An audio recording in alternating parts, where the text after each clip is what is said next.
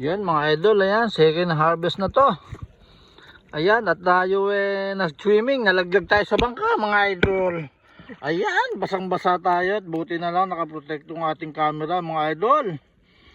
Ayan, malamig pero mainit yung tubig dito mga idol. Mainit siya na masarap. Ayan mga idol, oh. Dami na naman, oh. 1 kilo ulit, oh. Nako, paano ba na gagawin natin ito? Ay, nako. Ang dami, ha. Konting linis lang mga idol. Oh, ayan, oh, may isda pa, oh. Ayan, oh. Oy, oy, oy. Tatalon pa ata. Ayan, mga idol.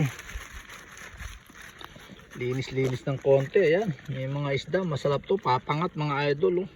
Yun, oh, meron pang kuwan, oh. Yung anong tawag dito? Susay. Sisud. Ito yung lumalaking malaking malaki. Ayan. Ayan, nako, dami na naman. Sus Maria Joseph. Kung mga 10 kayong magaganito, nako, 1 tons ang makukuha nyo rito. Ayan.